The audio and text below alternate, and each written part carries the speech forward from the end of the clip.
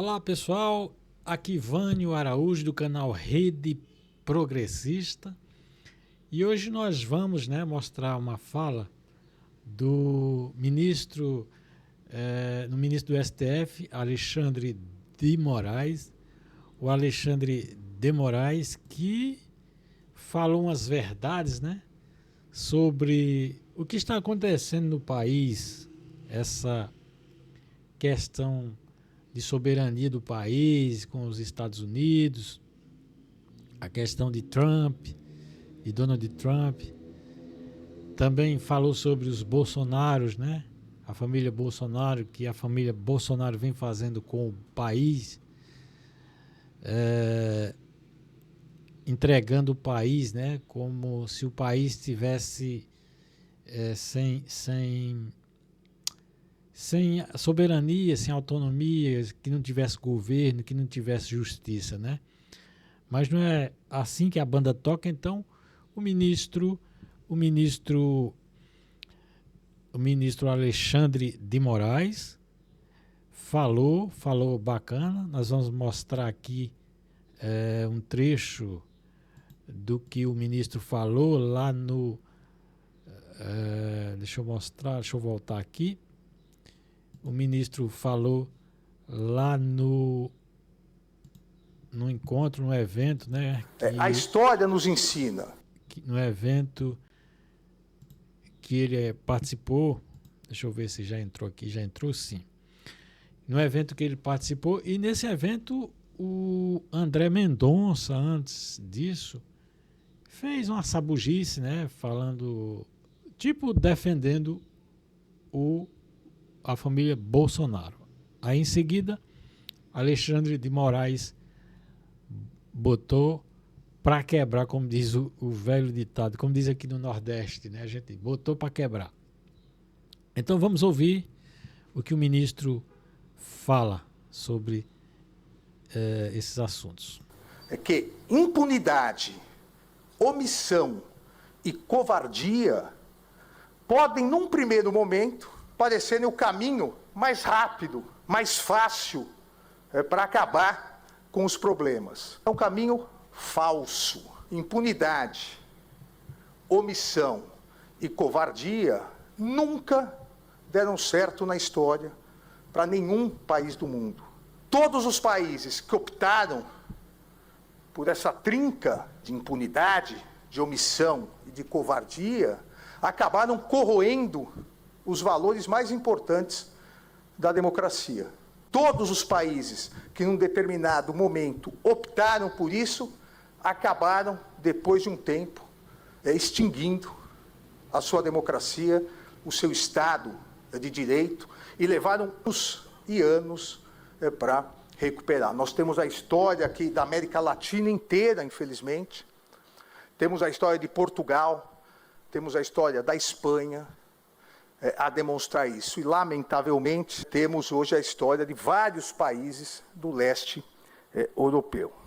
Nenhum desses países que optou por isso conseguiu sobreviver à normalidade institucional. A história recente mostra, a história não tão recente agora, de 80 anos, a história mostra que os países, à época pré-Segunda Guerra, que optaram por isso, atacando os três pilares das democracias ocidentais, os pilares básicos, liberdade de imprensa, eleições livres e periódicas e independência do poder judiciário, ou do ramo judiciário, como se chama em países parlamentares. Todos os países que atacaram esses três pilares sempre tiveram exatamente o mesmo discurso para acabar com a democracia, para acabar com a liberdade de imprensa, para extinguir as eleições livres e periódicas e para afastar esse obstáculo que é para uma autocracia a independência do poder judiciário. Sempre o mesmo discurso. O primeiro, sempre a confusão deliberada e dolosa entre liberdade de expressão com liberdade de agressão. Entre dizer que a livre manifestação de pensamento permite o discurso discriminatório, de ódio, misógino, racista, homofóbico, antissemita. Todos aqui se recordam de Goebbels. Uma mentira dita 1000 vezes vira uma verdade. E ele nem tinha à época os algoritmos direcionados ideologicamente das Big Techs. Imagina se tivesse. Essa confusão sempre foi feita para atacar os pilares da democracia. A história também demonstra que se tentou confundir algumas vezes, e o mundo, por causa desta confusão, o mundo sofreu. 85 hoje é a conta moderna que se faz de mortos na Segunda Guerra, e 85 milhões de pessoas, entre civis e militares, e 6 milhões de judeus exterminados em campos de concentração, porque num determinado momento se confundiu covardia com apaziguamento.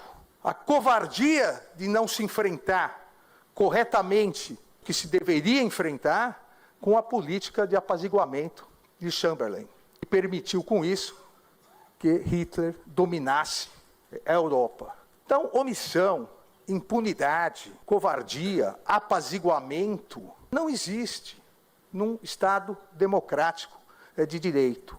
O que existe no Estado democrático de direito é a aplicação da Constituição, a aplicação da lei. O que existe no Estado democrático de direito é liberdade com responsabilidade. Você tem, como todos nós temos, liberdade para nos manifestarmos como quisermos, para atuarmos, para conspirarmos como quisermos. Só que nós temos que ter coragem de aceitar a responsabilidade. Democracia é o governo da liberdade com responsabilidade igual para todos. Liberdade, responsabilidade com igualdade. Somente nas autocracias, o autocrata pode querer exercer sua liberdade sem limites e não ser responsabilizado. E por que isso? Eu volto a dizer, nós temos exemplos atuais no leste europeu, que nessas autocracias, sobre o falso lema que deve haver uma contenção de determinados setores, imprensa, judiciário, se acabou com a liberdade de imprensa, se prendeu ou foram afastados milhares de juízes e promotores, como na Hungria, sobre o falso lema de que eles precisam se autoconter, porque eles estão barrando o ataque à democracia, estão barrando tudo que eu quero fazer. Isso é coisa de autocrata, isso é coisa de ditador. E esse método não funcionou, não vai funcionar. Aqueles que tentarem no Brasil serão responsabilizados. Não se pode atentar contra a democracia e, se der certo, é uma ditadura. Se não der certo, desculpa, volto para casa para me reorganizar. A liberdade com responsabilidade. Quem não quer ter responsabilidade é porque não tem coragem de assumir os seus atos. E no Brasil, nós mantivemos, e o nós que eu digo é a sociedade brasileira, nós mantivemos firmes os 3 pilares das democracias ocidentais. A imprensa livre, em que pese os ataques incessantes que a imprensa livre, a imprensa tradicional, a imprensa séria, vem sofrendo há anos de direcionamentos pagos pelas Big Techs, ataques a jornalistas, mas a imprensa livre, que é pilar da democracia, permanece firme. Nós conseguimos. O Brasil, infelizmente, tem um histórico de golpes de Estado. O Brasil tem um histórico de regimes de exceção. A República Brasileira começa em 1889 já em estado de sítio. Marechal Floriano sucede Marechal Deodoro, estado de sítio. Um leve período de normalidade, 15 anos de ditadura Vargas. Um outro período de semi-normalidade, aqueles que acompanham a história, a política sabem, que entre o final da ditadura Vargas e o início da ditadura militar, nenhum presidente da República conseguiu tomar posse se não tivesse apoio de uma ala das Forças Armadas. Vale lembrar o contragolpe feito para que Juscelino Kubitschek pudesse assumir. Aí tivemos 20 anos de estado de exceção, até que veio a redemocratização. Então, num país que, infelizmente, tem um histórico de golpismo, nós temos 37 anos de Estado democrático de direito e de estabilidade institucional, que eu repito, não significa tranquilidade, ou como na aeronáutica se diz, céu de brigadeiro. Significa que nós temos mecanismos importantes, instrumentos necessários para garantir essa normalidade. E nesses momentos onde há intranquilidade, nesses momentos onde a necessidade da aplicação dos instrumentos que a Constituição prevê para garantia da estabilidade democrática, do fortalecimento das instituições, a história do Brasil e do mundo. Eleições livres e periódicas. O Brasil dá um exemplo ao mundo. A cada 2 anos, nós temos eleições. De 2 anos, ou nós elegemos os nossos representantes gerais, ou os locais, tanto do Legislativo quanto do Executivo. E é o único país do mundo que, com 158 milhões de eleitores, em pouquíssimas horas, dá o resultado das eleições. Nós não deixamos, enquanto sociedade, e aqueles que viveram sob a ditadura sabem isso, nós não podemos deixar que retirem das brasileiras, dos brasileiros, esse orgulho. Nós temos eleições de quem ganhar, assume. Quem perder, tenta daqui 2 anos, 4 anos. Isso é democracia. Isso é liberdade com responsabilidade. Nós temos, então, imprensa livre, nós mantivemos eleições livres e periódicas e, apesar de todos os ataques, nós mantivemos um poder judiciário independente no Brasil. Só um poder judiciário independente é respeitado. O respeito se dá pela independência. Um judiciário vassalo, covarde, um judiciário que quer fazer acordos para que o país momentaneamente deixe de estar conturbado, não é um judiciário independente. E o judiciário no Brasil é um judiciário independente. O judiciário que não é independente não tem o direito de ser chamado judiciário. Eu posso garantir aos senhores e às senhoras que no Brasil o judiciário é independente e é corajoso. Os ataques podem continuar a ser realizados de dentro ou de fora, pouco importa. O juiz que não resiste à pressão, que mude de profissão e vai fazer outra coisa na vida. O judiciário, ele cresce com a pressão, porque essa é a função do juiz, julgar e decidir, manter a democracia e o Estado de Direito. E é isso que nós chegamos agora em 2025. É exatamente nesse momento que nós estamos. Um momento que, se não fosse essa odiosa polarização ideológica, infelizmente muito capitaneada pelas redes sociais e pelo ódio que se destila nas redes sociais, todos os brasileiros e brasileiras, independentemente da posição política, de direita, de esquerda, de centro, liberal, progressista, conservador, todas as posições são razoáveis e respeitáveis. Se não fosse essa odiosa polarização, repito, insuflada pelo ódio das redes sociais, todos os brasileiros deveriam estar comemorando que o Brasil resistiu a ataques, que o Brasil passou, nesses 35 anos, diversas provações, e chegamos hoje, em 2025, como um Estado democrático de direito, com a imprensa livre, com eleições. Daqui um pouco mais de um ano teremos novas eleições e com o judiciário independente. Isso significa que nós não temos desafios para o futuro? Claro que temos, e temos diversos desafios. Todas as instituições, todos os poderes, a sociedade civil, todos nós temos que constantemente nos aperfeiçoar. E eu venho dizendo e repetindo, e vou tomar liberdade de, nesses 6 minutos finais, antes que o João Dória me expulse, nesses 6 minutos finais, tomar liberdade de dizer para vocês que o desafio brasileiro para os próximos anos se chama segurança. E segurança no seu tripé.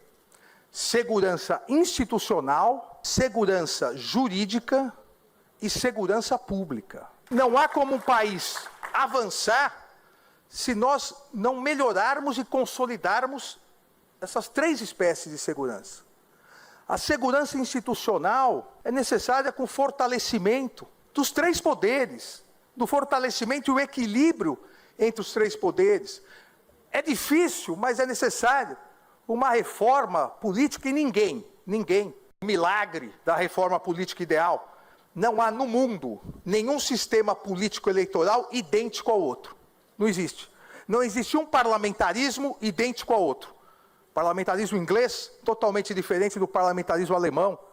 O semipresidencialismo português, totalmente diferente do francês. O nosso sistema presidencialismo, diferente do norte-americano. Mas nós temos que verificar uma maneira de aproximar mais o eleitor do seu representante. Uma maneira de possibilitar uma cobrança maior, uma fiscalização maior. Pesquisas feitas logo após o segundo turno das eleições, com 3 semanas após o segundo turno, mostram que só 30% das pessoas se recordam quem votaram para deputado federal, ou 30 anos.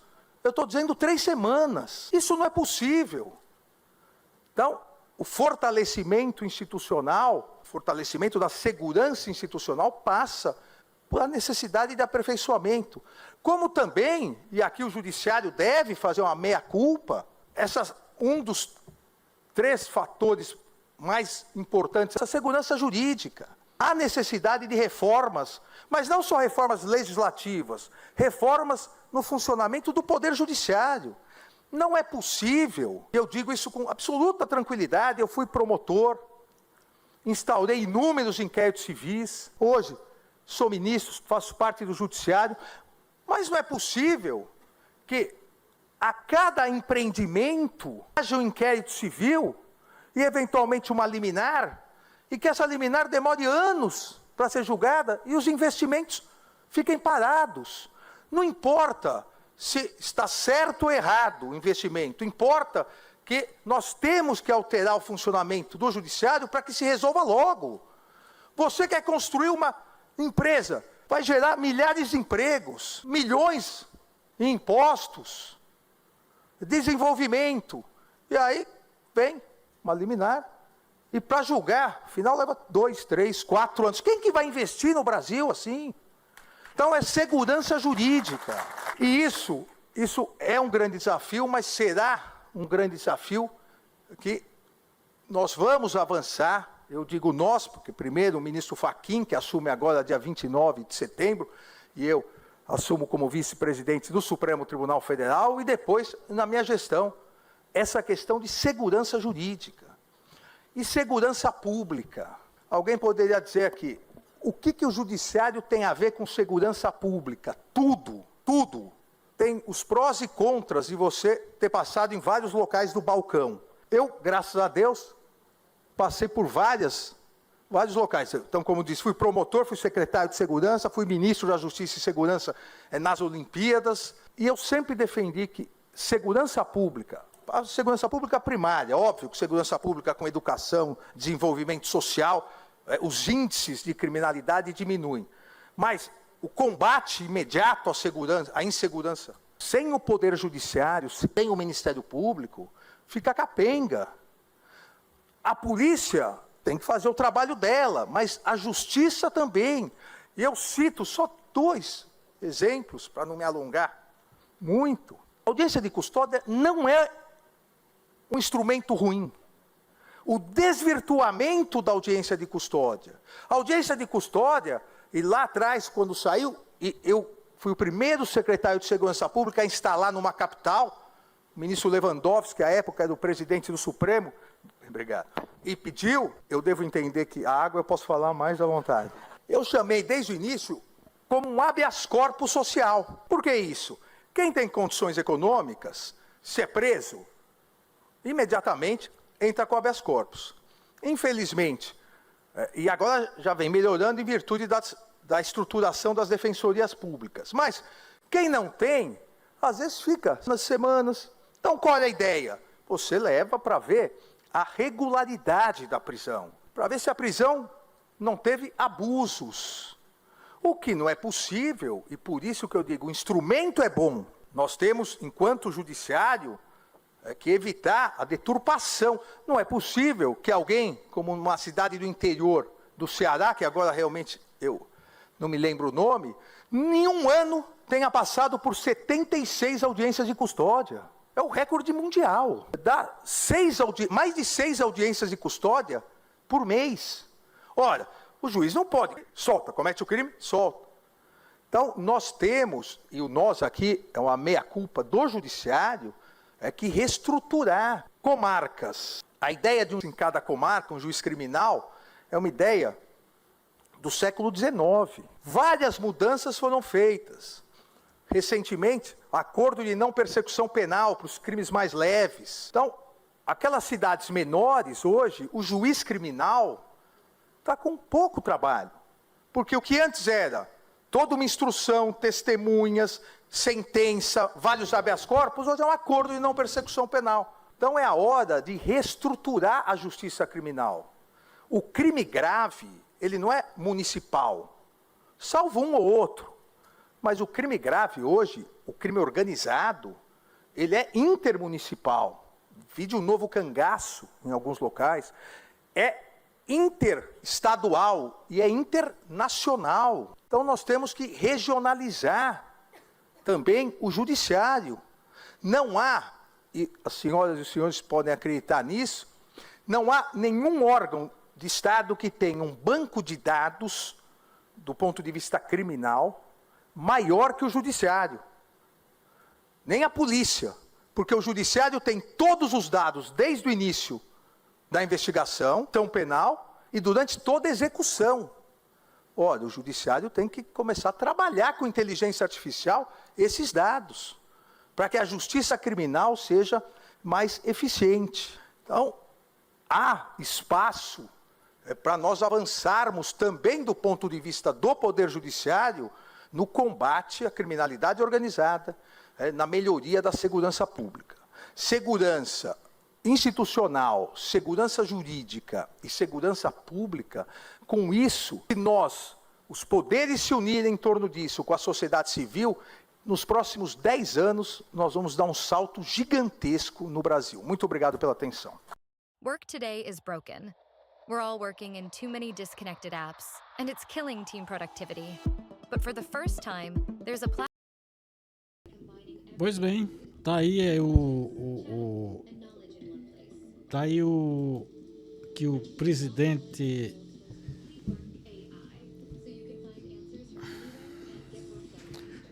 tá aí o que o ministro, né? O ministro Alexandre de Moraes nessa fala memorável, né? Uma fala bastante importante e dando aí alguns recados, né, indiretos a alguns ministros do próprio Supremo, também uma tarracada nos bolsonaristas, nos fascistas, né, e também no Donald Trump, né. Realmente é um ministro corajoso, um ministro que não tem medo. Realmente tem um momento ali que ele fala que quem é ministro do Supremo tem que saber lidar com as situações, né? Com as situações, com a pressão, né? Com a pressão. E realmente é um cara que sofreu pressão de todo lado. Você ser penalizado por uma nação potente como os Estados Unidos. E tá aí o cara firme e forte, não abre mão do seu papel como ministro, ministro que zela pela Constituição e está fazendo o seu trabalho, né? O seu trabalho de fazer valer o que diz a Constituição, o que diz a Constituição e a soberania do nosso país, a soberania da justiça brasileira. Pois é isso, pelo momento. No momento é só isso. A gente volta a qualquer momento com alguma notícia mais relevante. E é isso. Um abraço a todos. Espero que você dê um like no canal. Se não for inscrito, se inscreva. E comente, compartilhe, enfim, faça tudo aí que tem direito. Aí a gente agradece. E eu espero que vocês gostem. E vão zapeando aí no canal outras notícias, que tem muitas notícias legais aí que vocês podem estar vendo aí no canal. Um abraço a todos e até a próxima. Tchau!